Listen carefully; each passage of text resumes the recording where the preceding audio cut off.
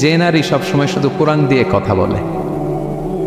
আব্দুল্লাহ ইবনে মুবারক অনেক বড় মুহাদ্দিস, হজ করে ফিরতেছেন, হঠাৎ দেখেন এক বৃদ্ধা মহিলা, বয়স্ক মহিলা চাদর গায়ে দিয়ে শুয়ে আছে। তো এটা অনেক বড় একটা কনভারসেশন, আমি কনভারসেশনটা আপনাদেরকে শোনাই। উনি কাছে গেলেন, যে সালাম দিলেন, আসসালামু আলাইকুম রাহমাতুল্লাহ। সালামের উত্তরে বৃদ্ধা মহিলা স্বাভাবিকভাবে উত্তর না দিয়ে একটা কোরআনের আয়াত তেলাওয়াত করলেন। তেলাওয়াত করলেন সালামুন কাওলাম মির রাব্বির রহিম, মানে দয়াময় প্রতিপালক আল্লাহর পক্ষ থেকে তোমার প্রতিও সালাম। এটা একটা কোরআনের আয়াত, কিন্তু এটা দিয়ে উত্তর হয়ে যায় সালামের। কি বলেন? আচ্ছা কেন? এবার আব্দুল্লাহ ইবনে মুবারক জিজ্ঞেস করলেন, মাযা তাসনাঈনা ফি হাযাল মাকান, এখানে কি করেন আপনি, কি করতেছেন একা একা? এই প্রশ্নের উত্তরও ভদ্রমহিলা একটা কোরআনের আয়াত তেলাওয়াত করে দিলেন। উনি তেলাওয়াত করলেন, ওয়ামাই ইউদ্লিল ফালা হাদিয়া লাহ, মানে আল্লাহ যার পথ ভুলায় দেয় তার পথ দেখানোর কেউ নেই, কেউ নেই। মানে বুঝাইতে চাইলেন আমি পথ হারাই ফেলছি। কি বুঝাইতে চাইলেন? পথ হারাই ফেলছি, মানে উনি এমনভাবে কোরআনের আয়াত চুজ করে যাতে উত্তর হয়ে যায়। তো এবার উনি জিজ্ঞেস করলেন, আইনা তুরিদিন, তো পথ হারাই ফেলছেন তো বুঝলাম, আয়াত থেকে এটা বোঝা যায়, তো আপনি কোথায় যাচ্ছেন, ডেস্টিনেশন কোথায়? উনি আবার একটা আয়াত তেলাওয়াত করলেন, সুবহানাল্লাযী আসরা বিআবদিহি লাইলাম মিনাল মাসজিদিল হারামি ইলাল মাসজিদিল আকসা। রাসূল সাল্লাল্লাহু আলাইহি ওয়াসাল্লাম মেরাজের আগে যে ইসরা হয়েছিল, মসজিদুল হারাম থেকে মসজিদুল আকসা রাসূল সাল্লাল্লাহু আলাইহি ওয়াসাল্লাম আল্লাহ নিয়েছিলেন, এটা তেলাওয়াত করলেন। তো বুঝাতে চাইলেন আমিও আপনার মতো হজে আসছিলাম মসজিদুল হারামে, আর যাচ্ছি মসজিদুল আকসা, মানে ফিলিস্তিন আমার বাড়ি। মসজিদুল আকসা কোন দেশে? সে ফিলিস্তিনে। আয়াত এমনভাবে উনি পিক করেন যাতে করে উত্তর হয়ে যায়। উনি বোঝাতে চাইলেন আমিও হজ করতে এসেছিলাম, যাচ্ছি কোথায়? কোথায়? ফিলিস্তিন, মসজিদুল আকসা যে দেশে আছে। তো উনিও বুঝে গেলেন যে তাহলে আপনি মসজিদুল আকসায় যাচ্ছেন। এবার জিজ্ঞেস করলেন, আনতুম মুনযু কাম ফি হাযাল মাকান, তো এখানে একা একা পড়ে আছেন কয়দিন? আবার কোরআনের আয়াত, সালাসা লায়ালিন সাবিয়া, টানা 3 দিন 3 রাত এখানে আছে, এটা কোরআনের আয়াত। আবার জিজ্ঞেস করলেন উনি, মা আরা মাআকি তাআমান তাকুলিন, তো একা যে পড়ে আছেন আবার 3 দিন, তো আপনি খাচ্ছেন কি, বেঁচে আছেন কিভাবে? ভদ্রমহিলা আবার একটা আয়াত তেলাওয়াত করে দেন। তিনি পড়লেন, হুয়া ইউতঈমুনি ওয়া ইউসকিন, ইব্রাহিম আলাইহিস সালামের কথা, যে ওই আল্লাহ তাআলাই আমারে খাওয়ায়, আল্লাহই আমাকে পান করে, আল্লাহ তাআলা ব্যবস্থা করেছেন আবার। এইবার উনি অবাক হচ্ছেন, আমি এত বড় মুহাদ্দিস আব্দুল্লাহ ইবনে মুবারক ইমাম বুখারীর উস্তাদ, আমি স্বাভাবিকভাবে কথা বলি আর যাই প্রশ্ন করি একটা আয়াত তেলাওয়াত করে দেয় আর ওটাতে উত্তর হয়ে যায়। কি মহিলার সন্ধান পেলাম? তো উনি বলতেছে, ফাবি আইয়ি শাইইন তাতাওয়াদ্দাইন, 3 দিন যে এখানে আছেন মরুভূমির বালুর মধ্যে, ওযু করেন কিভাবে? উনি আবার একটা আয়াত তেলাওয়াত করলেন, ফাইন লাম তাজিদু মাআন ফাতায়াম্মামু সাঈদান তাইয়্যিবা, আল্লাহ আয়াতে বলেছেন যদি তোমরা পানি না পাও পবিত্র মাটি দিয়ে তায়াম্মুম করে নিও। তো বুঝাতে চাইলেন পানি নাই তো দিয়ে হয়েছে, বালু তো সবাই তায়াম্মুম করে নাও সরি। আল্লাহু আকবার। এবার উনি বললেন, ইন্না মাইয়া তাআমান আলা তাকুলিন, আমার ব্যাগে তো কিছু খাবার আছে, আপনি কিছু খাবেন? আবার কোরআনের আয়াত, সুম্মা আতিম্মুস সিয়ামা ইলাল লাইল, আল্লাহ এক আয়াতে বলেছেন তোমরা রোজা ফজর থেকে শুরু করে সন্ধ্যা পর্যন্ত পূর্ণ করো। তো বুঝালেন আমি রোজা রাখছি। কি বুঝালেন? রোজা রেখেছে। এবার উনি একটু মাসালা খাটাইতে চাইলেন, ভাবলেন যে বুড়ি তুমি আমার সাথে শুধু কোরআন দিয়ে উত্তর দিচ্ছ, দাঁড়াও তোমাকে আমি আটকাইতেছি। উনি মাসালা খাটাইলেন যে ফাকুলতু লাহা লাইসা হাদা শাহরু রমাদান, তো রোজা রাখছেন মানে এটা তো রমজান মাস না, হজ করে ফিরতেছে আমরা জিলহজ মাসের শেষের দিক, কিসের রোজা? ওই মহিলা আবার একটা আয়াত তেলাওয়াত করলেন যে ওমান তাতাওয়া খায়রান ফাইনাল্লাহা শাকিরুন আলিম, আমি রমজানের ফরজ রোজা তো রাখিনি, এখন আমি নফল রোজা রেখেছি। আয়াতের অর্থ হচ্ছে তোমরা নফল যা করো এগুলোর প্রতিদান আল্লাহ তোমাদের বুঝিয়ে দেবে। রমজান না ঠিক আছে জিলহজ, কিন্তু আমি কি রোজা রেখেছি? ঠিক নফল রোজা। এইবার উনি ধরছেন মাসালা, এবার বলতেছে উবি হালান আল ইফতার ফিস সাফার, সফরে তো রোজা ভাঙা যায়, রোজা তো ভাঙা যায়, খান একটু। এবার উনি কোরআন থেকে আবার তেলাওয়াত করলেন, ওয়া আনতা সুমু খায়রুল লাকুম ইন কুনতুম তা'লামুন, আল্লাহ যে আয়াতে বলেছেন যে সফরের রোজা ভাঙ্গা জায়েজ আছে, ওই আয়াতের শেষে আবার আল্লাহ বলছেন যদি রাখো সব বেশি পাও, বেশি পাও। কেউ অসুস্থ হলে রোজা ভাঙবে, সফরের রোজা ভাঙবে, এই আয়াতের শেষে হচ্ছে ওয়া আনতা সুমু খায়রুল লাকুম ইন কুনতুম তা'লামুন, তবে রোজা যদি রাখো এটা ভালো যদি তোমরা বুঝতে। এবার উনি আর যাবে কোথায়? দিশেহারা হয়ে এবার জিজ্ঞেসই করে ফেলছে, লিমাদা লা তুকাল্লিমিনি মিসলা মা উকাল্লিমুকি, আচ্ছা মা এবার বলেন আমি আপনার সাথে যেভাবে কথা বলি আপনি এইভাবে কথা বলেন না কেন? কিছু জিজ্ঞেস করলে কোরআনের আয়াত বলেন কেন? আমি কথা বলতেছি আপনি আমার সাথে এভাবে কথা বলেন, কিছু জিজ্ঞেস করলে কোরআনের আয়াত কেন? এটার উত্তর উনি আর একটা কোরআনের আয়াত, উনি পড়লেন মা ইয়ালফিযু মিন কাউলিন ইল্লা লাদাইহি রাকীবুন আতীদ।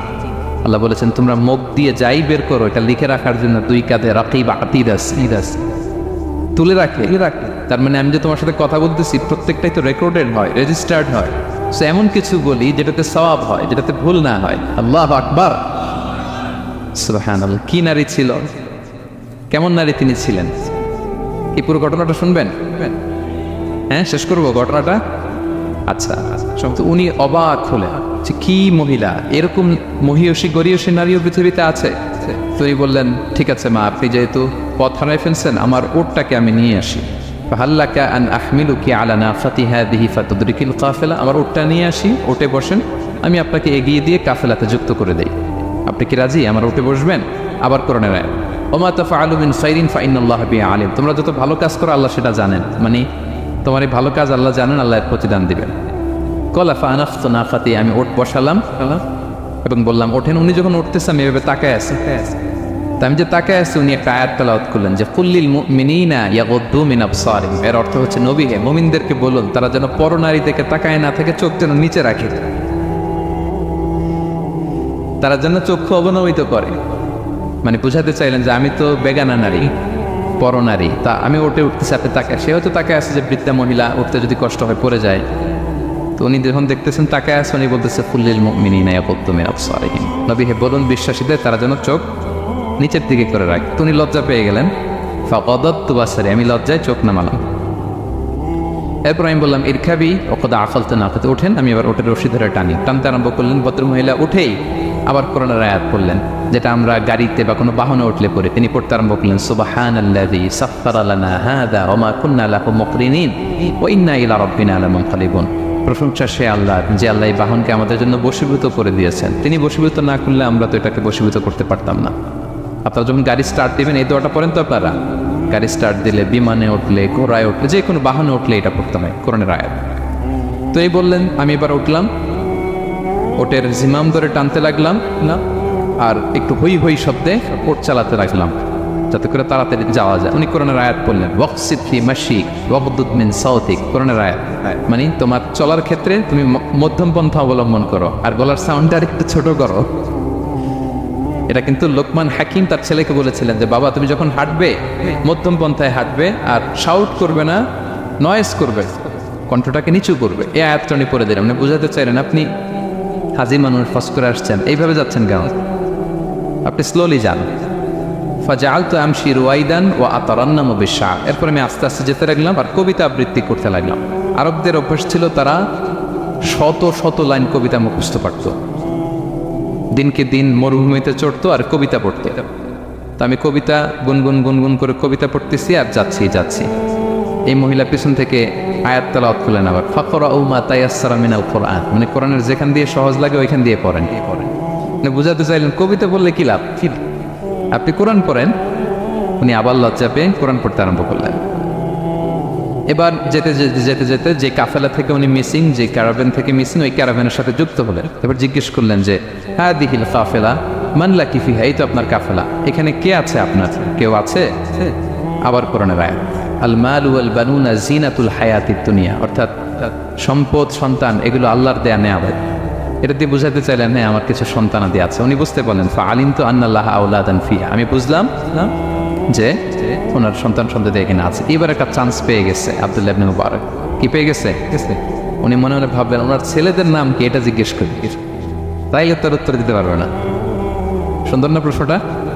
এবার উনি বলতেছে ফাকুলতু লাহা মা আসমাউ আওলাদিক, মা এবার একটু বলেন তো আপনার ছেলেগুলার নাম কি, কে জিজ্ঞেস করলেন? এটা তো আর নান্টু বল্টু সন্টু তো আর কোরআনে পাওয়া যায় না। আমরা নাম রাখি কি সল্টু বল্টু কোরআনে আছে? নাই। তো উনি এবার চান্স নিলেন, এবার জিজ্ঞেস করি আপনার ছেলের নাম কি। এইবার আর উত্তর থাকবে না, অনেকক্ষণ আমার সাথে করছে না। তো জিজ্ঞেস করতেছে লাহা ওয়ামা আসমাউ আওলাদিক, আপনার ছেলেদের নাম কি একটু বলেন তো। এই প্রশ্নের উত্তরে উনি 3টা আয়াত তেলাওয়াত করতে, এতক্ষণ তো একটা, এখন কয়টা? এখন 3 নম্বর গিয়ারে চালাইতেছে। উনি প্রথম আয়াত তেলাওয়াত করলেন ওয়াত্তাখাযাল্লাহু ইব্রাহিমা খলিলা, এরপরে বললেন ওয়াকাল্লামাল্লাহু মূসা তাকলিমা, সবশেষে বললেন ইয়া ইয়াহইয়া খুযিল কিতাবা বিকুওয়া। আল্লাহু আকবার। আমি ইব্রাহিমকে খলিল হিসেবে নিয়েছি, মুসাকে কালিমুল্লাহ বানিয়েছি, এবং ইয়াহিয়াকে বলেছি হে ইয়াহিয়া তুমি তাওরাত কিতাবকে শক্ত করে ধরো। তার মানে বোঝাতে চাইলেন আমার বড় ছেলের নাম ইব্রাহিম, পরের ছেলের নাম মুসা, ছোট ছেলের নাম ইয়াহিয়া। সুবহানাল্লাহ পড়বেন না? কি নারী ছিলেন। কোরআনের বাইরে যেন যাওয়া না লাগে কোরআন থেকে ছেলেদের নাম চুজ করে রাখছেন। ছেলেদেরকে ডাকলে এই নামই ডাকেন। এরপর ছেলেদেরকে ডাকলেন কোরআনের আয়াত পড়ে, ফাবাআসু আহাদাকুম বিওয়ারিকিকুম হাযিহি ইলাল মাদিনাতি ফালইয়ানজুর আইয়ুহা আসকা তুআমান ফালইয়াতিকুম বিরিজকিন মিন। এটা সূরা কাহফের একটা আয়াত। গুহাবাসী 7 জন যুবক যখন ঘুমিয়ে পড়েছিল, 309 বছর পরে যখন জেগেছিল, একজনকে টাকা দিয়ে বলেছিল যাও তুমি কিছু খাবার নিয়ে আসো। এই আয়াত বুঝাইয়া তিনি ছেলেদের বুঝাইলেন যে মেহমান আসছে, কিছু নিয়ে আসো খাবার, ওনারা খাওয়াইতে হবে। উনি অনেক হেল্প করছে আমাকে। তো ছেলেরা খাবার নিয়ে আসলো। খাবার দেওয়ার পরে মহিলা আবার কোরআনের আয়াত, কুলু ওয়াশরাবু হানিআম বিমা আসলাফতুম ফিল আইয়ামিল খালিয়া। এটা আসলে আল্লাহ তাআলা জান্নাতীদেরকে বলবেন। আমরা যখন জান্নাতে ঢুকবো আল্লাহ বলবে কুলু ওয়াশরাবু হানিআম বিমা আসলাফতুম ফিল আইয়ামিল খালিয়া। এই দুনিয়াতে এত জুলুম নির্যাতনের শিকার হয়েছে, এত নেক কাজ করেছো, প্রতিদান হিসেবে আজকে জান্নাতের এই নাজ নেয়ামত ভোগ করো। বৃদ্ধ মহিলা এই আয়াতটা বললেন, তার মানে মরুভূমিতে অনেক কষ্ট করেছেন আপনি আমার জন্য, এখন আপনি আমার পক্ষ থেকে এই হসপিটালিটি, রিসেপশন, এই আপ্যায়ন গ্রহণ করুন। এবার উনি বলতে আরম্ভ করলেন, ছেলেদেরকে বললেন, কুলতু আল আনা তুআমাকুম আলাইয়া হারাম।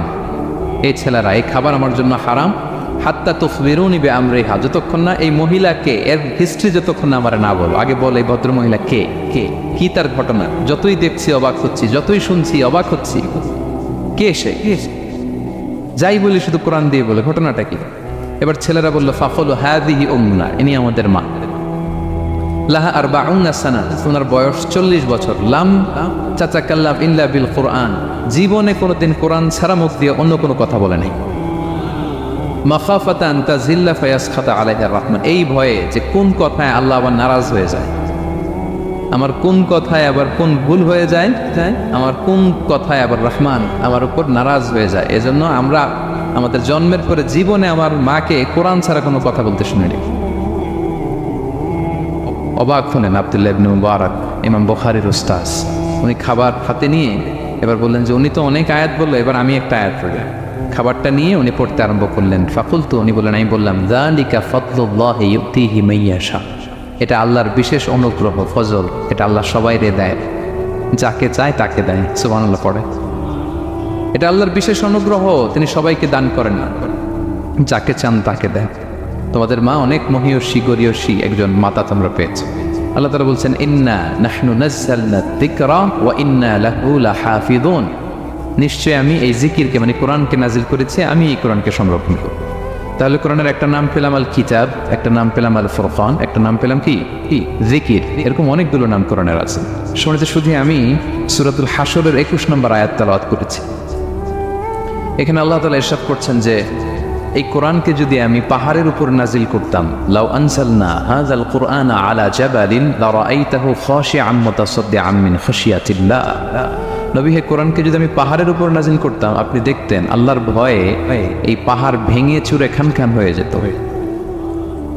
এটা এত বড় ভার একটা বাণী কোরআন আল কারীম, পাহাড় ভেঙে যেত। পাহাড় কি চারটেখানে কথা? সুবিশাল পাহাড় আল্লাহ তাআলা পৃথিবীতে সৃষ্টি করে রেখেছেন। আপনারা আলাস্কা পর্বতমালার নাম শুনেছেন? Alaska range, located in USA. যুক্তরাষ্ট্রে একটা মাউন্টেন রেঞ্জ আছে, এটা 600 মাইল লম্বা। কয়শো মাইল? পুরোটাই পাহাড়। এটার নাম হচ্ছে আলাস্কা মাউন্টেন রেঞ্জ। ইউরোপে একটা মাউন্টেন রেঞ্জ আছে, এটার নাম হচ্ছে আল্পস মাউন্টেন রেঞ্জ, এটা 750 মাইল লম্বা। নেপালে একটা পাহাড় আছে, এটার নাম মাউন্ট এভারেস্ট, এটা 8829 মিটার উঁচু। আল্লাহ বলেন এই বিশাল বিশাল পাহাড়। আরব বিশ্বে অনেক বড় পাহাড় আছে, তুর পাহাড়ের চূড়ায় আমি উঠেছিলাম, আরব বিশ্বের সবচেয়ে বড় পাহাড় মাউন্টেন রেঞ্জ। আল্লাহ বলেন এই কোরআনকে যদি আমি তোমাদের উপর নাজিল না করে পাহাড়ের উপর নাজিল করতাম, আলাস্কার উপর নাজিল করতাম, আল্পস পর্বতমালায় নাজিল করতাম, তুর পাহাড়ে যদি নাজিল করতাম, মাউন্ট এভারেস্টের উপর যদি নাজিল করতাম, তাহলে নবী হ্যাঁ আপনি দেখতেন আল্লাহর ভয়ে এই পাহাড়গুলো ভেঙে চূর্ণ বিচূর্ণ হয়ে যেত। কিন্তু সেই কোরআন আল্লাহ কাদের উপর নাজিল করেছেন? আমাদের উপর। সো হিউজ রেসপন্সিবিলিটি, অনেক বড় দায়িত্ব। এই কোরআনকে আমরা বুঝি কিনা, কোরআনকে মানি কিনা, কোরআনের আইন সমাজে চাই কিনা। This is the burning question. নিজেকে নিজে প্রশ্ন করুন যে কোরআনের যে হকগুলো আছে আমরা আদায় করছি কিনা। এটা যেন তেন কোনো বাণী নয়, এটা আল্লাহ তাআলার পাঠানো বাণী, অনেক ভারী অনেক ওজনওয়ালা বাণী। আল্লাহ তাআলা বলছেন ইন্না সানুলকি আলাইকা কওলান সাকিলা, নবী হে আপনার কাছে আমি অনেক ভারী হেভি ওয়েট ওয়ার্ড নাজিল করব। এটা অনেক ওজনের, এটা সিম্পল কোনো বিষয় নয়। এই কোরআন যখন রাসূল সাল্লাল্লাহু আলাইহি ওয়াসাল্লামের উপর নাজিল হতো, প্রচণ্ড শীতের রাতে বিষ্ণু সাল্লাল্লাহু আলাইহি ওয়াসাল্লাম ঘামতেন। আম্মা জান আয়েশা বলেন আমরা কম্বল মুড়ি দিয়েও থাকতে পারি না, এত শীত, কিন্তু বিশ্বনবী ঘেমে ঘর্মাক্ত হয়ে একাকার। ওটের উপর বসে থাকা অবস্থায় যখন কোরআন নাজিল হতো, ওটগুলো মরুভূমির মধ্যে বসে পড়তো ডিরেক্টলি। কাফেলা চলছে সাইয়েদনা জিবরাইল এসে কোরআন নাজিল করেছেন, কোরআনের ভারে ধপাস করে উট বসে যেত। যায়েদ ইবনে সাবিত রাদিয়াল্লাহু তাআলা আনহু কাতিবুল ওয়াহি, রাসূল সাল্লাল্লাহু আলাইহি ওয়াসাল্লামের সাহাবী। রাসূল সাল্লাল্লাহু আলাইহি ওয়াসাল্লাম একবার যায়েদ রাদিয়াল্লাহু তাআলা আনহুর পায়ের মধ্যে মাথা রেখে শুয়েছিলেন, দীর্ঘক্ষণ শুয়ে থাকলেন। যায়েদ রাদিয়াল্লাহু তাআলা আনহু বলছেন আমার কোনো কষ্টই হচ্ছে না। হঠাৎ করে কোরআন নাজিল হতে লাগলো। কি নাজিল হতে লাগলো? কোরআন। যায়েদ রাদিয়াল্লাহু তাআলা আনহু বলেন দীর্ঘক্ষণ রাসূল সাল্লাল্লাহু আলাইহি ওয়াসাল্লাম আমার পায়ের উপর মাথা রেখে শুয়ে আছেন, কিন্তু আমি টেরই পাচ্ছি না। কিন্তু যখন কোরআন নাজিল হতে লাগলো মনে হলো যে আমার পাটা ভেঙে খান হয়ে যাবে। রাসূল সাল্লাল্লাহু আলাইহি ওয়াসাল্লামের মাথার ওজন এত বেড়ে গেল, আমি আর রাসূল সাল্লাল্লাহু আলাইহি ওয়াসাল্লামকে রাখতেই পারছি না আমার পায়ের উপর। ইন্না সানুলকি আলাইকা কওলান সাকিলা, নবী হে আমি অনেক ভারী হেভি ওয়েট ওয়ার্ডের কোরআন আপনার কাছে নাজিল করব। সো কোরআনটা এটা অনেক সম্মানিত একটা বাণী, আল্লাহ তাআলার বাণী, অনেক ভারী একটা বাণী। এটা পাহাড় সইতে পারে না, পাহাড় ভেঙে চূর্ণ বিচূর্ণ হয়ে যেত, সে কোরআনকে আল্লাহ তাআলা আমাদের উপর নাজিল করেছেন। সো আমাদের হিউজ রেসপন্সিবিলিটি, অনেক বড় দায়িত্ব যে এই কোরআনকে মেনে চলা, কোরআন পড়তে জানা, কোরআনের অর্থ বোঝা এবং কোরআনের নীতিমালাগুলো আমাদের সমাজে বাস্তবায়ন করা। তো আমরা বলেছি যে আমরা কোরআন দিয়ে আজকে কোরআনের পরিচয় নিব। কোরআনকে জিজ্ঞেস করবো যে কোরআন তুমি তোমার পরিচয় দাও। আমরা কিছু প্রশ্ন করবো, দেখবেন কোরআন অবলীলায় উত্তর দিয়ে দিচ্ছে। আমরা যদি কোরআনকে জিজ্ঞেস করি যে কোরআন তুমি যে পৃথিবীতে এসেছো তোমার হিস্ট্রিটা বলো, কবে আসলো, কবে নাজিল হয়েছ, কোরআন বলবে শাহরু রমাদানাল্লাযী উনজিলা ফীহিল কুরআন, আমি রমাদান মাসে এসেছি, জান্নাতুল মাসে আসি। কোরআনকে যদি আমরা প্রশ্ন করি যে কোরআন রমাদান তো 29 দিন বা 30 দিন, তো এই 30 দিনের বা 30 রাতের কোন দিন বা কোন রাতে এসেছ, কোরআন বলবে ইন্না আনজালনাহু ফি লাইলাতুল কদর, আমি কদরের রাতে এসেছি। সুবহানাল্লাহ বিহামদিহি। ওমা আদরাকা মা লাইলাতুল কদর, কে তোমাকে জানাবে কদর কি? লাইলাতুল কদরি খায়রুম মিন আলফি শাহর, কদরের রাত 1000 মাসের চেয়েও সেরা। রাসূল সাল্লাল্লাহু আলাইহি ওয়াসাল্লাম আফসোস করতেছেন, আল্লাহ বনি ইসরাইলের লোকেরা হায়াত পাইছে 1000 বছর 1500 বছর, এত ইবাদত করছে, আমার গুনাহগার উম্মতের কি হবে? আমার গুনাহগার উম্মত তো 60-70-এর মধ্যে মরে শেষ। আমার উম্মতি মা বাইনা 60 ইলা 70, আমাদের গড় বয়স কত? 60 থেকে 70। আল্লাহ বলেন চিন্তা করো না, লাইলাতুল কদর খায়রুম মিন আলফি শাহর, তোমার গুনাহগার উম্মতের জন্য আমি কদরের রাত দিয়েছি 1000 মাসের চেয়ে সেরা। তাহলে কোরআনের হিস্ট্রি আমরা জেনে গেলাম। রমাদানে আসছে, রমাদানের কোন রাতে আসছে? এখন যদি জিজ্ঞেস করি তুমি কি একা একা আসছো না কেউ নিয়ে আসছে তোমাকে, এবার কি উত্তর পাওয়া যাবে? এই প্রশ্নের উত্তরে কোরআন আমাদেরকে জানায় যে আমি একা আসিনি। নাযালা বিহির রূহুল আমিন, রূহুল আমিন হচ্ছে জিবরাইল আলাইহিস সালামের একটা নাম, বিশ্বস্ত আত্মা।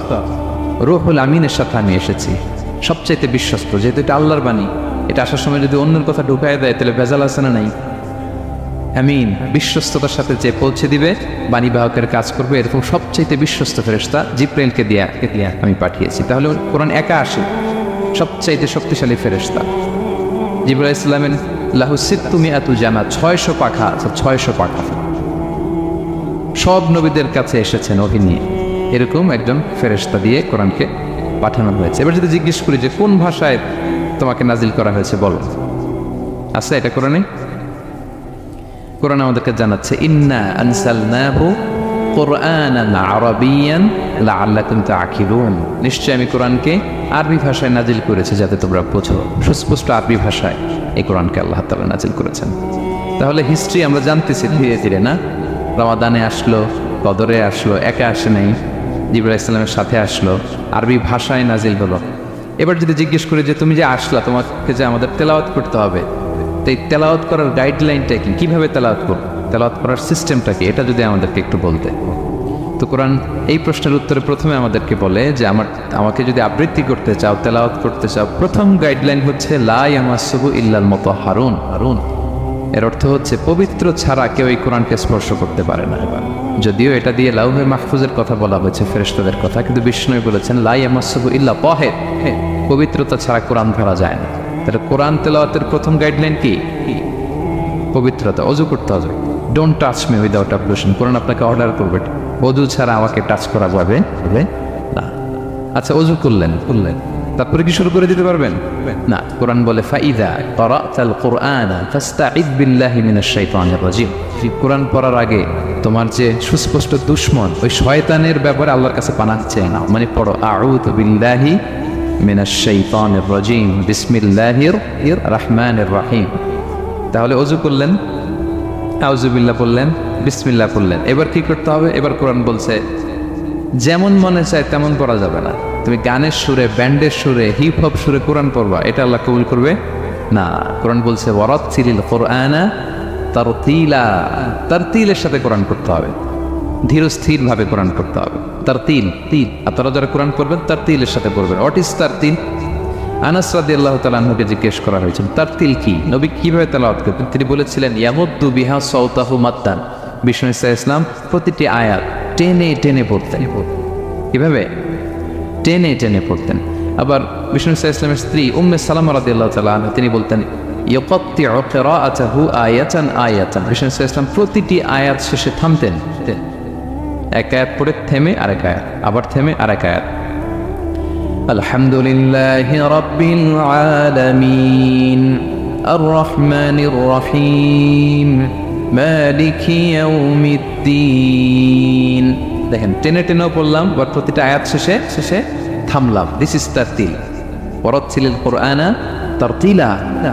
এভাবে টেনে টেনে প্রতি আয়াত শেষে থেমে থেমে পড়ার নাম তারতিল। এভাবে পড়তে হবে। তো পড়ার গাইডলাইন কি বললাম? প্রথমে কি করতে হবে? ওযু করতে হবে, পবিত্রতা। এরপরে আউযু বিল্লাহ বিসমিল্লাহ পড়তে হবে। এরপরে কিভাবে পড়তে হবে? তারতিলের সাথে। কথা কি বুঝতে পারতেছেন সবাই? বিরক্ত হচ্ছেন না তো আপনারা? আচ্ছা, মুভিং অন। এরপর যদি বলি যে ঠিক আছে ওযু করলাম, আউযু বিল্লাহ বিসমিল্লাহ বললাম, তারতিলের সাথে পড়বো, তো কোত্থেকে পড়বো? সূরা তো 114টা, পারা তো 30টা। কোন দিক থেকে? শুরু থেকে না মিডল থেকে না শেষ থেকে? দেখেন কোরআন কি বলে। কোরআন বলে ফাকরাউ মা তায়াসসারা মিনাল কুরআন। যেখান থেকে সহজ লাগে ওইখান থেকে পড়ো, যেখান থেকে। এই যে আমরা একটু পরে মাগরিবের সালাত করবো, কোনো ধরা বাঁধা এরকম গাইডলাইন আছে যে এই সূরাটাই পড়তে হবে? সূরা আর রহমান দিয়ে না পড়লে মাগরিব হবে না, বা সূরা জিলজাল দিয়ে না পড়লে মাগরিব আদায় হবে না, এরকম আছে? ফাকরাউ মা তায়াসসারা মিনাল কুরআন। যেখান দিয়ে তোমার সহজ লাগে ওইখান দিয়ে পড়ো। শুধু বড় এক আয়াত বা ছোট 3 আয়াত এই পরিমাণ হলেই হবে, যেখান থেকে মনে যায়, যে কোনো পারা, যে কোনো সূরা। আলহামদুলিল্লাহ বলে।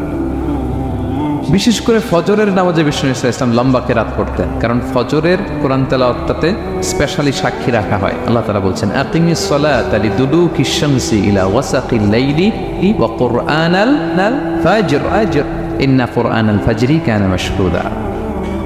সূর্য যখন ডুবে তখন থেকে রাত পর্যন্ত সালাত কায়েম করো, বিশেষ করে ফজরের সালাত। এ সময় ফেরেশতারা আসে, এটা সাক্ষী থেকে যায়। আমরা ফজরের সময় যেন লম্বা চূড়া তেলাওয়াত করি, ফজরের 2 রাকাতে আমরা লম্বা তেলাওয়াত করি। এবার কোরআনকে যদি জিজ্ঞেস করি যে কোরআন তোমার পৃথিবীতে যে এসছো, তোমার অবজেক্টিভটা কি, নাজিলের উদ্দেশ্য কি উদ্দেশ্যে আল্লাহ তাআলা পাঠিয়েছেন, কোরআন আমাদেরকে জানাচ্ছে। আলিফ লাম র কিতাবুন আনজালনাহু ইলাইকা লিতুখরিজান নাসা মিনাল যুলুমাতি ইলান নূর। এই কোরআনকে আমি নাজিল করেছি যাতে অন্ধকারাচ্ছন্ন মানুষগুলোকে নবী হে আপনি আলোর দিকে নিয়ে যেতে পারেন। I have revealed this holy book to you in order to lead the mankind out of darkness into the light. কোরআন আমাদেরকে আলোর দিকে নেয়। কিসের দিকে নেয়? আলোর পথ দেখায়, মুক্তির পথ দেখায়। তো মুক্তির জন্য আমি এই কোরআনকে পাঠিয়েছি। এবং কোরআন পাঠিয়ে আল্লাহ তাআলা গোটা বিশ্ববাসীকে চ্যালেঞ্জ করেছেন যে পারলে এরকম আরেকটা কোরআন বের করে আনো, লিখে আনো। পারবে নাকি গোটা বিশ্বের সবাই মিলে? আমরা যখন বই লিখি, বইয়ের ভূমিকাতে লিখি যে মানবিক দুর্বলতার কারণে বা আমার জ্ঞানের কমতির কারণে কিছু ভুল হতে পারে বা টাইপো মিস্টেক হতে পারে, কেউ যদি আমাদের ভুলগুলো ধরিয়ে দেন আমরা শুদ্ধ করে নিব। প্রত্যেক লেখক লেখে যে আমার 3টা বই বেরোয়েছে, আমি এটা লিখছি শেষে, যে কিছু টাইপো মিস্টেক হতে পারে বা আমার ভুল হতে পারে, জানালে আমি পরবর্তী সংস্করণে কি করব, শুধরে নেব। কিন্তু কোরআন ব্যতিক্রম। সব লেখক বলে ভুল থাকলে বইলাম, কোরআন বলে পারলে ভুল খুঁজে বের করো। কোরআন শুরুতেই বলতেছে যালিকাল কিতাব লা রাইবা ফি, this is the book, the most authentic and original book in the world, whereof there is no doubt in it, এর মধ্যে কোনো সন্দেহের অবকাশ নাই, পারলে ভুল খুঁজে বের করে দেখাও। তার মানে গোটা বিশ্ববাসীকে আল্লাহ তাআলা চ্যালেঞ্জ ছুড়ে দিয়েছেন, চ্যালেঞ্জ দিয়ে বলেছেন ওয়া ইন কুনতুম ফি রাইবিম মিম্মা নাযালনা আলা আবদিনা ফাতু বিসূরাতিন মিন মিথলি ওয়াদউ শুহাদাআকুম মিন দুনিল্লাহি ইন কুনতুম সাদিকিন। যদি মনে করো যে কোরআন বিশ্বনবী বানিয়েছে, যদি সন্দেহ করো আমার বান্দা মুহাম্মদের উপর যে কোরআন নাজিল করেছে এটা যদি তার বানানো মনে করো, পারলে আরেকটা বানায় নিয়ে আসো। পারে নাই। পৃথিবীর সবচাইতে বড় বড় সাহিত্যিক পণ্ডিত ছিল তখনকার সময়ে মক্কায়, পারে নাই তারা অনেক চেষ্টা করে যেই কথা বলছে এটা কোরআনের পক্ষেই চলে আসছে। একজন অনেক ট্রাই করতেছে যে কোরআনের সবচেয়ে ছোট সূরার মতো একটা লাইন সে বানাতে পারে কিনা। সবচেয়ে ছোট সূরা কোনটা? কাউসার। তো সে পড়তেছে ইন্না আ'তাইনা কাল কাউসার ফাসাল্লি লিরাব্বিকা ওয়ানহার ইন্না শানিআকা ওয়াল আবতার। এরপরে মিলে এক লাইন বানাইছে যে লাইসা হাযা মিন কালামিল বাশার। অর্থ হয়ে গেছে অন্যরকম। এটার অর্থ হচ্ছে এটা কোনো মানুষের কথা নয়। ইন্না আ'তাইনা কাল কাউসার ফাসাল্লি লিরাব্বিকা ওয়ানহার ইন্না শানিআকা ওয়াল আবতার। সে মিলে বানাইছে এক লাইন, সেটা হচ্ছে লাইসা হাযা মিন কালামিল বাশার, এটা কোনো বাশার মানুষের লেখা হতে পারে না। আল্লাহু আকবার। তো আল্লাহ তাআলা চ্যালেঞ্জ দিয়ে বলেছেন শুধু তোমরা না, পারলে জিনদের সাথে একটা কনফারেন্স করো। কুল লা ইন ইজতামাআতিল ইনসু ওয়াল জিন্নু আলা আন ইয়াতু বিমিসলি হাযাল কুরআন লা ইয়াতুনা বিমিসলিহি ওয়ালাউ কানা বা'দুকুম লিবা'দিন যাহিরা। আল্লাহ বলতেছে চ্যালেঞ্জ, গোটা বিশ্ববাসীর জন্য চ্যালেঞ্জ, শুধু তোমরা না, জিনদেরকেও ডাকো একটা কনফারেন্সে। কারণ দুইটা, ম্যানকাইন্ড আর জিনকাইন্ড, শুধু মানুষকে না, আমি জিনকেও চ্যালেঞ্জ দিলাম, সবাই মিলে যদি পারো কোরআনের মতো একটা বই নিয়ে আসবে। পারবে? পারবে? পারবে না। গোটা বিশ্ববাসী এই চ্যালেঞ্জের কাছে হার মেনেছে। এবং আল্লাহ বলেছেন এটা আমি নাজিল করেছি, এটা হেফাজতের দায়িত্ব আমি নিয়েছি। ইন্না নাহনু নাযালনা যিকরা ওয়া ইন্না লাহু লাহাফিজুন। এই কোরআনকে নাজিল করেছে কে? কে? আবার এটা হেফাজতের দায়িত্ব নিয়েছে কে? আল্লাহ তাআলা নিয়েছে। কোরআনের সবগুলো প্রিন্টেড কপি যদি আমরা আগুন দিয়ে জ্বালায় দেই তাহলে তো আর কোরআন থাকবে না পৃথিবীতে, না? হ্যাঁ, আমরা আমাদের তাকরিম সালেহ আহমদ তাকরিমের মতো 10 জন ওয়ার্ল্ড ক্লাসের হাফেজদের বসাইলেই উইদিন 3 days আমি আরেকটা কপি বানিয়ে ফেলতে পারবো। কি বলেন, পারা যাবে না? গোটা বিশ্বে আমাদের যে হাফাজ, এদের মধ্যে ওয়ার্ল্ড ক্লাস যে হাফেজ, এরকম 10 জন লাগবে শুধু। আবার গিভ মি জাস্ট 3 days, আমরা আরেকটা কোরআন বের করে ফেলতে পারবো। কারণ আমরা শুধু কোরআন লিখে রাখি না, এই সিনার ভিতরে খোদাই করে রাখি, ঠিক কিনা? এবং হাফেজে কোরআনের সংখ্যা পৃথিবীতে বাড়ছে। পৃথিবীতে কোন দেশে সবচেয়ে বেশি হাফেজ জানেন আপনারা? না, বাংলাদেশে না, ইজিপ্ট র্যাঙ্কিংয়ে আছে, কিন্তু সবচেয়ে বেশি হাফেজ হচ্ছে লিবিয়াতে। লিবিয়াতে প্রত্যেক 3 জনে একজন হাফেজ। মোট জনসংখ্যা 70 লাখ, হাফেজ আছে 23 লাখ। র্যাঙ্কিংয়ে সেকেন্ড হচ্ছে আল মাগরিব, আরবিতে বলে মাগরিব মানে মরক্কো, ওদের হাফেজের সংখ্যা 16 লাখ। থার্ড হচ্ছে ইজিপ্ট, মোর দেন 1 মিলিয়ন। ফোর্থ হচ্ছে সৌদি আরবিয়া, ফিফথ হচ্ছে জর্ডান। কোটি কোটি হাফেজ আছে আমাদের গোটা বিশ্বে। আমাদের সবগুলো কোরআনের প্রিন্টেড কপি জ্বালিয়ে দিলেও কোরআন আবার নিয়ে আসতে আমাদের কয়েকদিনের ব্যাপার। আলহামদুলিল্লাহ বলবেন না?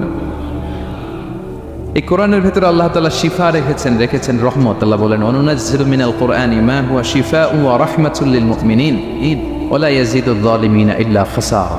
আমি এই কোরআনের ভিতরে শিফা রেখে দিয়েছি, রহমত রেখে দিয়েছি। সূরাতুল ফাতিহাকে বলা হয় সূরাতুশ শিফা। অসুস্থ ব্যক্তির গায়ে আপনি ফু দিতে দেরি, সুস্থ হতে দেরি হয় না, না। কিন্তু ওই ইমানটা থাকতে হবে, ওই ইমান নিয়ে, ওই আমল নিয়ে যদি আপনি রিসাইট করে ফু দেন, আল্লাহ তাআলা সুস্থ করে দেবেন। এবং এই কোরআন আপনাকে বিপদ থেকে উদ্ধার করতে পারে, কারণ কোরআন আল্লাহর সিফাত, এটা আল্লাহর একটা সিফাত। এটা পরে আপনি আল্লাহর কাছে দোয়া করলে আপনাকে বিপদ থেকে উদ্ধার করবে। আল্লাহ তাআলা বলছেন, ওয়া ইযা ক্বারা'তাল কুরআনা জাআলনা বাইনাকা ওয়া বাইনাল লাযীনা লা ইউমিনুনা বিল আখিরাতি হিজাবাম মাসতুরা। নবী হে, আপনি যখন কোরআন তেলাওয়াত করেন তখন আপনার আর কাফেরদের মাঝে আমি পর্দা ঢেলে দেই। পর্দা, কাফেররা আপনারা দেখে না। সুবহানাল্লাহ। সূরা লাহাব যখন নাজিল হলো, তাব্বাত ইয়াদা আবি লাহাবি ওয়া তাব, ধ্বংস হোক নিপাত যাক আবু লাহাবের দুই হাত। আবু লাহাব কে ছিল বলেন তো? বিশ্বনবীর চাচা। তো এই আয়াত যখন নাজিল হলো, চাচার বদনাম যখন এই আয়াতে আসলো, চাচি উম্মে জামিল খুব রেগে গেল। সে যখন নমুসলিমদের কাছে শুনতে আরম্ভ করলো, কি আমার স্বামীর ব্যাপারে কটূক্তি, আজকে মোহাম্মদের খবর আছে, আতাইনা ওয়া আবাইনা ওয়া আমরাহু কালাইনা, আজকে মোহাম্মদের একদিন আর আমার একদিন, একটা স্পর করে ছাড়বো। রেগে মেগে, ওর যাত্রের মহিলা ছিলেন, আসতেছে। তো বিষ্ণু ইসলাম কাবা ঘরের পাশে আবু বকর রাদিয়াল্লাহু তাআলা আনহুকে নিয়ে বসা। তো আবু বকর রাদিয়াল্লাহু তাআলা আনহু এই দৃশ্য দেখে বললেন, ইয়া রাসূলুল্লাহ, আপনি এখান থেকে চলে যান। উম্মে জামিল এসে আক্রমণ করবে আপনার উপর।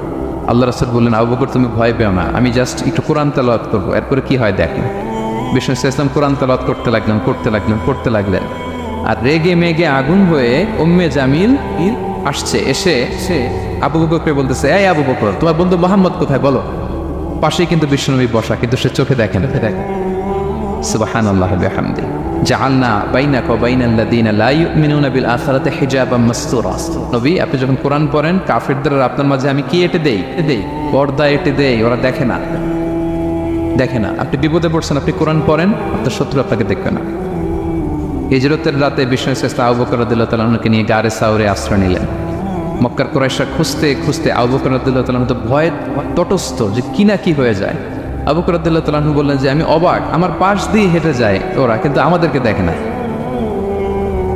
ইমাম আল কুরতুবী, তিনি মনসুর দুর্গে বন্দী ছিলেন, জালিমের বন্দিশালায়। উনি জেলখানা ভেঙে পালাতে লাগলেন। পালাতে সৈনিকরা টের পেয়ে গেল, খুঁজতেছে ওনাকে। খুঁজতে ধরার জন্য উনি পাহাড়ের চিপায় যে আশ্রয় নিলেন আর সূরা ইয়াসিন তেলাওয়াত করতে লাগলেন। তো ওরা খুঁজতে পায় না, কিন্তু উনি পাশেই, সেই চোখে দেখে না। তো উনি বললেন যে হঠাৎ এক সৈনিক সে ইউরিন পাস করতে লাগলো দাঁড়িয়ে, মানে প্রস্রাব করতে লাগলো। তার প্রস্রাবের ছিটে ফোঁটা আমার গায়েও লাগতেছে, কিন্তু সে আমার দেখেন। সুবহানাল্লাহ পড়বেন না? জাআলনা বাইনাকা ওয়া বাইনাল লাযীনা লা ইউমিনুনা বিল আখিরাতি হিজাবাম মাসতুরা। নবী হে, যখন কোরআন পড়বেন আপনার আর কাফেরের মাঝে আমি কি এঁটে দেই? পর্দা এঁটে দেই। আমি নিজেও এটার অনেক প্রমাণ পেয়েছি। আমি বাংলাদেশের একটা জেলা, চাঁদপুরের এদিকে একটা এলাকায় আমার একটা তাফসীর প্রোগ্রাম ছিল। তো একটা সময় আমি খুব প্রত্যন্ত অঞ্চলে যেতাম, রিমোট এরিয়ায়, বিল একটা গ্রাম। দাওয়াত করছে তো আমি চলে যেতাম। কোরআনের কথা আমার পৌঁছাইতে হবে সব জায়গায়। তো মাহফিল শেষে রাত 2টার দিকে আমরা ফিরতেছি, বিল কিছু গুচ্ছ গ্রাম। হঠাৎ একটা মোড়, ওই মোড়ের ওইখানে দেখে একটা গাছপালা আছে। এটার মানে হচ্ছে আশেপাশে ডাকাত আছে, ওখানে ডাকাতি এরকম হয় আর কি। বিল এরিয়াতে গাছ ফেলে রাখেন, তো গাছ থাকলে তো আর কোনো সিএনজি প্রাইভেট কিছুই যাবে না। তাই বুঝতে পারলাম যে এটা তো ডাকাতের কাজ। আমি সূরা ইয়াসিন তেলাওয়াত শুরু করে দিলাম। বিপদে বললে সূরা ইয়াসিনের প্রথম 9 আয়াত, এই 9 আয়াত পড়তে আরম্ভ করলাম। ড্রাইভারকে বললাম একটু করে পেঁচ। তো টর্চ মারতেছে বিল থেকে, মানে ওরা তো ওখানে উৎপেতে আছে। আমি পড়তেছি, কিছুক্ষণ পরে ডাকাত নিজে এসে গাছ সরাই দিয়ে বলতেছে যান। মানে ও কি করবে ও নিজেও বুঝতেছে। ও যে কি করবে, ও কি করতে হবে, ওটা মানে বুদ্ধিজ্ঞান সে হারাই ফেলেছে। সে শুধু গাছটা সরালো, বলতেছে যান। এই চলে গেলাম। এটা আমার নিজের প্রমাণ, হয়তো কোথাও বলি নাই, আজকে প্রসঙ্গক্রমে বলা হয়ে গেল। তো এরকম বিপদে পড়লে সূরা ইয়াসিনের প্রথম কয় আয়াত পড়বেন আপনারা। জাআলনা বাইনাকা ওয়া বাইনাল লাযীনা লা ইউমিনুনা বিল আখিরাতি হিজাবাম মাসতুরা। আপনার আর আপনার শত্রুদের মাঝে কি হয়ে যাবে? পর্দা পড়ে যাবে, দেখবেই না আপনাকে। অনেক চেষ্টা করেছিল মক্কায় কুরাইশরা রাসূল সাল্লাল্লাহু আলাইহি ওয়াসাল্লামের এই কোরআনে বাধা দিতে, যাতে এই কোরআনের কথা শুনতে না পারে। কারণ যারাই বিশ্বনবীর কণ্ঠের তেলাওয়াত শুনতো, এরাই মুগ্ধ হয়ে কালেমা পড়ে মুসলমান হয়ে যেত। তারা ডিস্টার্ব করতো কোরআনের মাহফিলে। وقال الذين كفروا لا تسمعوا لهذا القرآن والغوا فيه لعلكم تغلبون। তারা বলতো যে মুহাম্মদের কণ্ঠের কোরআন তোমরা শুনবে না, বরং ডিস্টার্ব করবে। কি করবে? তো আবু জাহেল যখন ঘোষণা দিল, তখন বিশ্বনবী তেলাওয়াত করলে ওরা শীষ দিত, হুইসেল বাজাতো, মোকাআউ ওয়া তাসদিয়া, হুইসেল বাজাতো আর হাততালি দিত এরকম। তো হাততালি দিয়ে যাতে বিশ্বনবীর সাউন্ডটা অন্যরা না শোনে, বিশ্বনবীর চারদিকে ঘিরে হুইসেল মারতো আর হাততালি দিত, ডিস্টার্ব করতো যাতে না শোনে। কিন্তু এই কোরআনের বাণীটা কার? এই বাণী কি হুইসেল দিয়ে আটকানো যায়? হাততালি দিয়ে, র্যাপ দিয়ে, পুলিশ দিয়ে, কোনো বাধা দিয়ে আটকানো যাবে? যাবে না। পৃথিবীর কোনো শক্তি দিয়ে এটাকে আটকানো যায় না, এটা তো আল্লাহর বাণী। তো বিষ্ণু ইসলাম কোরআনের কথা যখন শোনাতেন, বিষ্ণুনবীর কণ্ঠের তেলাওয়াত শুনেই অনেকে কালিমা পড়ে মুসলমান হয়ে যেত। তো আবু জাহেল কোনো দিশা না পেয়ে পরে মক্কার যে পার্লামেন্ট দারুন নদওয়াতে বিল উত্থাপন করলো যে আজকে থেকে মুহাম্মদের কণ্ঠের তেলাওয়াত কেউ শুনতে পারবে না, কেউ শুনতে পারবে না। তো মজার ব্যাপার হচ্ছে সবাইকে না করে লুকায় লুকায় সে নিজেই শুনতে যায়, কারণ সে তো আরব হওয়ার ফলে কোরআনের যে ভাষা শৈলী, যে প্রাঞ্জল বাক্যবিন্যাস, শব্দের বুনন, এটা শুনে সে অবাক হয়ে যায় যে এত সুন্দর বাক্যবিন্যাস কিভাবে হতে পারে। তো সবাইকে দিনের বেলা নিষেধ করে, রাত্রিবেলা বিষ্ণু ইসলাম রিভাইজ করতেন, লুকায় লুকায় ওনার ঘরের পিছনে যে শুনত। শুধু সেই না, তার ডান হাত বা হাত ওয়ালিদ ইবনে মুগিরা, উতবা ইবনে মুগিরা, শাইবা ইবনে মুগিরা, ওয়ালিদ ইবনে মুগিরা, এরা সবাই কি করতো? লুকিয়ে লুকিয়ে কোরআন শুনতো। পরে বিষ্ণুনবী যখন ঘুমের প্রস্তুতি নিতেন, সব ফিরে আসতো। ফিরে আসার সময় সবার দেখা হয়ে যেত, তারা লজ্জিত হতো। সবাই বলতো আবু জাহেল ঘটনা কি? দিনের বেলা তুমি শুনতে নিষেধ করো, রাতে তো তুমিই চলে আসো। তো সে বললো আজকে কঠিন দারুন নাদওয়ার পার্লামেন্টে বিল পাস করবো, যে এমনটা করবে এই শাস্তি মাথার চুল কামিয়ে মক্কার বাজারে ঘুরানো হবে। তো এই বিল যেদিন পাশ হয়েছে, আবু জাহেল ওই দিন নিশ্চিত ভাবতেছে আজকে যে বিল পাস করছে কেউ তো যাবে না, আমি একটু যাই। মানে আজকে যে কঠিন শাস্তির ঘোষণা দিয়েছি, আজকে কেউ এই স্পর্ধা দেখাবে না। মুহাম্মদ তো তেলাওয়াত শুরু করে দিয়েছে, কি যে মধুর বাণী, যাই একটু শুনে আসি। ওয়ালিদ ইবনে মুগিরারও একই প্ল্যান যে আজকে আবু জাহেল যে টাইট দিছে কেউ যাবে না, আমি একটু যাই। তো এভাবে সবাই লুকিয়ে লুকিয়ে বিষ্ণুনবীর ওখানে যায় হাজির, মন্ত্রমুগ্ধ তেলাওয়াত শুনছে। বিষ্ণুনবীর তেলাওয়াত শেষ, ফিরে যখন আসতেছে, ফিরে আসার রাস্তায় আবার দেখা হয়ে গেছে। তো এইভাবে তারা কোরআনকে বাধা দিতে যেয়ে বারবার নিজেরা লজ্জিত হতো।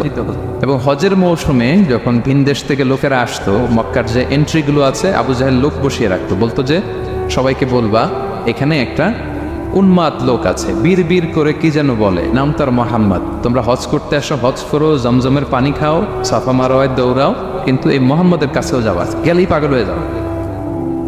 মানুষের একটা অভ্যাস আছে, আল ইনসানু হারিসুন আলা মা বুনিয়া, মানুষের যেটা করতে না বলা হয় বেশি, মানুষ এটা করে বেশি। তো রাসূল সাল্লাল্লাহু মুহাম্মদের কথা কিন্তু ভিনদেশীরা জানতোই না। মুহাম্মদের কাছে যেও না যখন বলছে, সবাই মনে মনে প্ল্যান করে নিছে, আর যাই করি আর না করি মুহাম্মদের দেখে যাইতে হবে। তো এরা হস্টস করে সবাই খুঁজতো, হু ইজ দিস মুহাম্মদ, কে এই মুহাম্মদ? রাসূল সাল্লাল্লাহু আলাইহি ওয়াসাল্লামের কাছে আসতো। রাসূল সাল্লাল্লাহু আলাইহি ওয়াসাল্লাম তেলাওয়াত তো অনেক দূরে, চেহারা দেখে অনেকে কালিমা পড়ে মুসলমান হয়ে যেত।